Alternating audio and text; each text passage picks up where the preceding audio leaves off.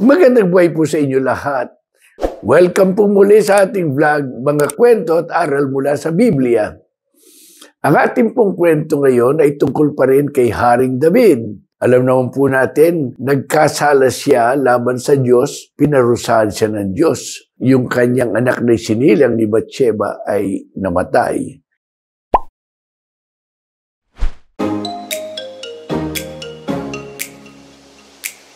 Hindi lang po yun ang pagkakasala ni David. Si David po ay naging mabuting hari at naging mariwasa at matahimik ang Israel sa kanyang pamumuno. Ngunit nung napakalakas na ng Israel at mapanatag na at mayaman na, akalain pa ba ninyong ipinasensus pa niya yung lugar para bagang mag-aanda na naman siya ng gera? Pinagpayuhan siya ng mga opisyal niya.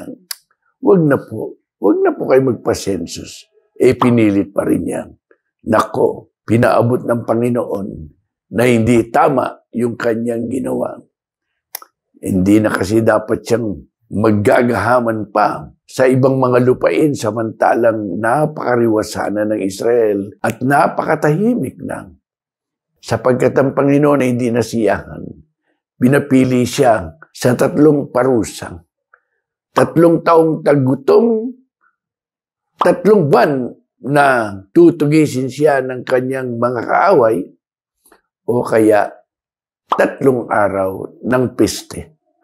Pinili na lang ni David 3 araw na peste sapagkat mas maawain daw ang Diyos kaysa kanyang mga kaaway. At yun nga po, mayroong 70,000 ang namatay. At nagsisi naman si David sa kanyang kasalanan. At sabi ng Panginoon, okay, mag-alay ka. Gumawa ka ng altar, mag-alay ka. Binili nga niya yung altar ni Arauna.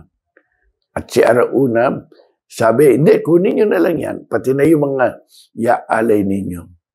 Alam niyo ang ganda na sagot ni David.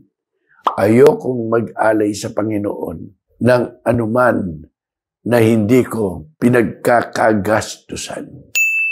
Ang gustong sabihin, kinakailangan naman manggaling sa aking bulsa at sa aking hirap ang aking iaalay. At nag-alay nga po siya at tumigil naman yung peste. Mga minamahal kong kapatid, makikita po natin, una, si David po ay tinuturing ng mga Israelita na ulirang hari. Pero makikita ninyo, pag sinabing uliran, hindi gusto sabihin hindi na nagkakasalang.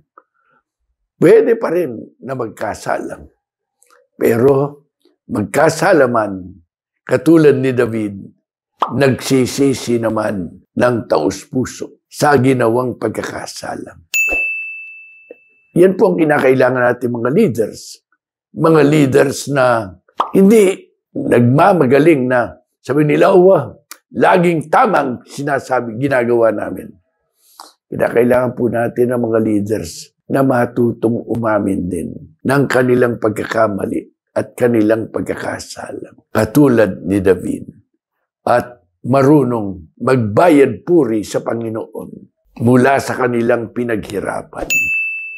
Hari nawa, ang mga leaders natin, makatulad ni David, magkamali man, magkasala man, nagsisisi ng lubusan at sinisikap na iwasto ang kanilang nagawang kasalanan o pagkukulang. Panalangin po natin ang mga leaders natin.